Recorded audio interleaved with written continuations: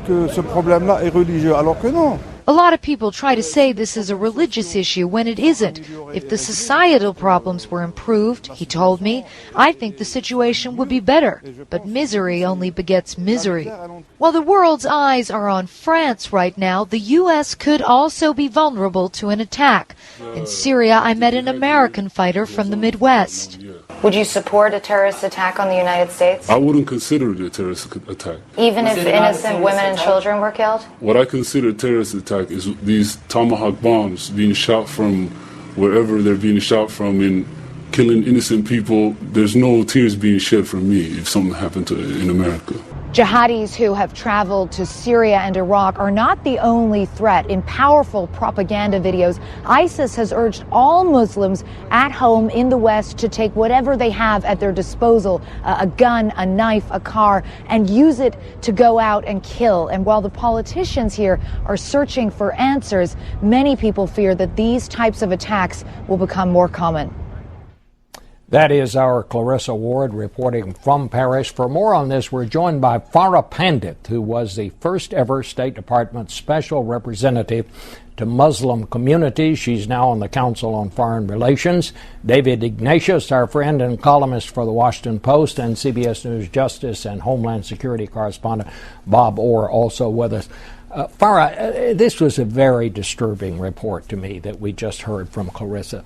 She's quoting one person saying, well, it's not necessarily about religion, but how do we come to grips with this, and what can we do to turn this situation around? So sure, I mean, this is an issue of our time. This is the issue of our time. And when you think about the pool from which the bad guys are recruiting, you look at the numbers. 1/4 of the planet is Muslim, 1.6 billion people. 62% of that number is under the age of 30. That's the pool from which they recruit. I'd make 2 points about this issue of recruiting. The terrible tragedy in Paris this last week turned the world's attention back on how are people getting recruited? How are the bad guys building their armies? And in fact, this is the war of ideas, and that's where we have to be looking. So there are 2 points here. One is that the vast majority of people who get recruited, it is a solvable problem. We can stop the recruitment from happening with a vast majority of people. And the other is the solutions are affordable and they are available. Bob Orr, we're talking about surveilling these people. We heard that the Algerians apparently tipped the French police off that this attack was coming, but they seem to be saying, you know, we just didn't have the resources to track all of these people. What's the situation here in this country? Or should we expect an attack? Well, unfortunately, I think it's very possible, Bob, we could see something like this. There are a number of people in this country, and I don't have the exact number, who are like-minded, radicals, who are being influenced by ISIS and Al-Qaeda and associated groups, being called in this clarion call to come join us. We're the hot group now. If you want some adventure in your life, come to Syria and fight with ISIS. That's a message, as crazy as it sounds, it resonates with certain people, some who are disenfranchised, some who are just kind of casting about, looking for their lot in life. The FBI is doing a pretty good job, you heard Eric Holder say, of monitoring the threats we know about. It's the unknowns that concern us, and I think it's the kind of problem where you'll never have enough resources to address all of those potentials. There is still a war on terror. That seems to be the message here this morning. Where are we in this, David? I talked, Bob, over the weekend to officials from different parts of the U.S. government to ask precisely that question, and here's what I learned. First, people have recognized that the U.S. has limited credibility in telling the Muslim world what a good Muslim is. That's really not something the United States can do effectively. It has to work with others who do have credibility, Muslim religious leaders, leaders of governments in the region, a range of public and private groups. Secondly, the things that work in countering this fire that's raging on the Internet tend to come up from the bottom. They're things that police, local law enforcement is picking up around the United States. Attorney General Holder said to you that the White House is sponsoring a conference in February to talk about countering violent extremism. That's going to be an important conference, and one of the things I know they're going to do there is take the example of Boston, Minneapolis, Los Angeles, 3 cities where there have been very effective grassroots programs to deal with this. So we'll have to focus on what those are. And then the third thing that people talk about is creating a network of networks. have all these networks. Farah Pandit knows better than anybody in the U.S. how this kind of thing works. But gather them together. Don't try to coordinate it from the top.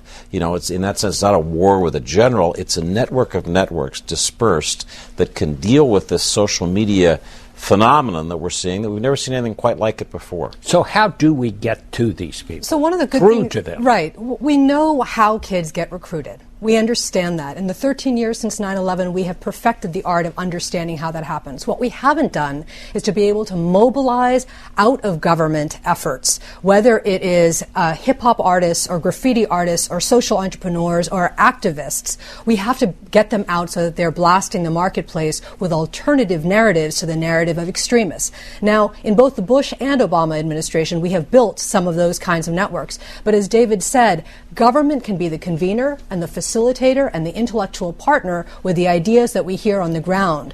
In order for us to defeat this, we have to make sure that those outside of government get the kind of resources they need to take the ideas from the grassroots, from Argentina to Zanzibar, and push them forward. And what policymakers have a really hard time doing is being comfortable with this idea of a crisis of identity that youth are having around the world, that a phenomenon of these young Muslims that have grown up in a post-9/11 world who are navigating waters that we as government folks, let's say, can't feel so comfortable about, but in fact listening at the very local level to what communities are saying about what will help prevent them from sliding into a place where they are seduced by the extremists is exactly where we need to be. You look at some of the businesses in this world, the innovators who have helped put money into these kinds of global networks. You look at the seed programs that the U.S. government has put on the ground through our embassies, and if we scale them up, if we move them forward, you will have an all-day, everyday drumbeat that can begin to compete with the bad guys who have resources, who have tactics, who have sophistication and savvy. Mike Morrell was saying earlier, this is a reminder that Al-Qaeda is still out there. It's not just ISIS anymore, that they're still there, Bob. No, that's exactly right. All three of these guys in the attacks in Paris were connected to a degree to different terrorist groups. The Kouachi brothers had some tentacles down to Yemen, Al-Qaeda in the Arabian Peninsula. Koulibaly, the guy that took hostages at the grocery, he self-identified with ISIS. We don't know if ISIS knew about him or not. But these groups will leverage the success of these attacks. They'll use it in their propaganda campaign. One of the things that we can do to help counter this, I think, is to tell people what an empty future this jihad can be. There's an example of a guy from Alabama, Omar Hamami. This is a kid who became radicalized. He went to Somalia to join al-Shabaab. He put out videos. He was a rap artist. He was a high-profile guy. In the end, he ran afoul of the leadership. They put out a contract on this kid. He was hunted down and killed. That's not a successful ending. That's the kind of story we can use as a lesson. Farah, what does the Muslim community in general, how does this affect them? What do they think about it? So you've seen all kinds of voices since September 11th talk about this issue, but it's on a very micro level, and there are two pieces of this. One is what governments need to hear around the world. They want to hear the clerics and the university leaders and the so-called right Muslims speak up. And that's important and it's symbolic, and they certainly did that here in the Paris attacks.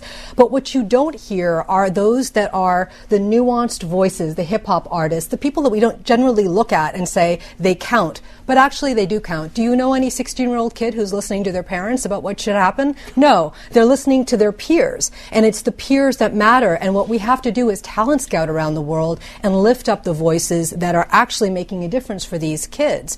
The communicators are putting the message out, but it's the audience that's absorbing the narrative of the extremists that have to be cut off, and we have to be more creative about how we do it. A network that we know about, that you talked about in terms of the formers, the Against Violent Extremism Network, which is a really powerful network of former extremists of all kinds talking in a credible way about why they did what they did and how they came back. What would happen if you amplify them in a gigantic way? David, do you think the government and the Congress will see this as a serious threat, or will Congress just fall back into this dysfunction that we've it's clear, so accustomed listening to Congressman McCall, listening to Senator Cornyn, listening to any political voice, I think there's a recognition this is a big problem. I think as we look back 14 years to our experience after 9/11, we do need to think how do we respond to it without overreacting, without doing things that make the problem worse? And I think the kinds of things that Farah is talking about that I mentioned earlier, where it's not the U.S. blaring that it's a war on terror, which is read in the Muslim world as a war on Muslims. It's subtler, and it's trying to work out through these soft power things that are pervasive, global. It's trying to do it in a smarter way this time around. So I hope that Congress, as it gets mobilized, doesn't make the problem worse by adding things that turn this into a megaphone as opposed to something more subtle. All right. Well, thanks to all three of you this morning. Very enlightening. And to talk now about some of the other news of the week, we're joined by Ruth Marcus, columnist for the Washington Post, Jim Vandehei, the president and CEO of Politico, and Peter Baker, who covers the White House for the New York Times. So, Ruth, does this change events here in Washington, what we saw happening in Paris this week?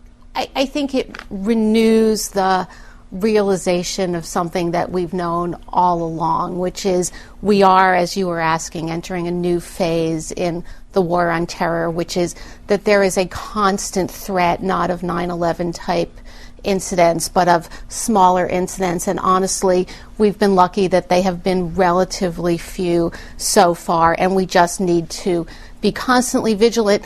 In the very short term, you saw it in the conversation you were having with the Senator Cornyn and Congressman McCall. There's a tension between Washington's desire to show it can get something done, and specifically with the pending funding of the Department of Homeland Security, and its desire to express, Republicans' desire to express their displeasure with the president. I think this particular episode really ramps up the pressure to make sure there is no funding shortfall. Let me just bring up something that nobody has talked about much, and that is on this whole journalism front. I mean, I personally am not one for making fun of anybody's religion. I mean, I just don't think those kinds of things are funny. But I think it is so important to separate satire and say, well, I don't like that, from the question of, well, they certainly have a right to express their opinion, and that's part of the foundation of our Western values and stuff. Is this a problem for journalism, Jim? I mean, I think, listen, I mean, we're talking about free speech. It's always a problem, and there's things that you have to tolerate, nasty stuff. I mean, it's not that those cartoons weren't just nasty towards Muslims, they're nasty towards Jews and Christians as well. So all of us would probably be offended by some of them. But at the end of the day, we're all in this business because we believe fully in freedom of speech. To Ruth's point, I think one of the things that's getting lost in all of this, and maybe it's a good transition into 2016, is all these debates still seem small. Are we going to have more TSA funding? Are we going to have better coordination with other countries on watch lists? Like, ultimately, the reality is this is us forever. We're always going to be under this threat of attack, and you almost have to have a new debate about how do you set up laws and how do you set up international relationships to deal with the fact that technology makes it so much easier for people to kill us and then to broadcast it in very spectacular ways. And we saw it with the Sony hack. You can use technology to do it that way. You can behead somebody, throw it up on Twitter, and have millions of people watch nasty, awful, brutal things. So how do you combat that? And it feels like we're at the very early stages of that. You know, I think, though, that one of the most heartening things is this morning to turn on the television and see 1 million people have turned out on the streets of Paris. We talk about messaging. That seems to be a pretty powerful message. Well, it's a very powerful message, and it reminds you of the moment after 9/11 when the French were so supportive of us and what we had gone through. They said in their headline in the Le Monde editorial, "We're all Americans today." And that sort of solidarity does send a message. You don't get Abbas and Netanyahu in the same square block, much less the same protest very often or demonstration very often. I think in expanding on what Ruth and Jim just said, the other thing about this in our context is it comes in a moment where we're already debating what is too far. Right. This comes right after the torture report from the Senate. It comes right in the middle of a continuing debate about the NSA. How far should we be going toward combating terrorism? This reminds us the threat is real. How do you find the right calibration? And we're 14 years in, still trying to figure out that right balance. Let's talk. Go ahead, Ruth. No. Well, I mean, we're having two debates about what is too far. What is too far in terms of surveillance? And I guarantee you that in 6 months or a year, we'll have stories about infiltration of mosques and Muslim groups, and we'll be agonizing about that, but we'd be agonizing the other way. There's also a very important journalistic debate that you brought up about what is too far in terms of the interview, what is too far in terms of these cartoons, which are offensive. Our newspapers, none of them would have run them on their own. We made different choices.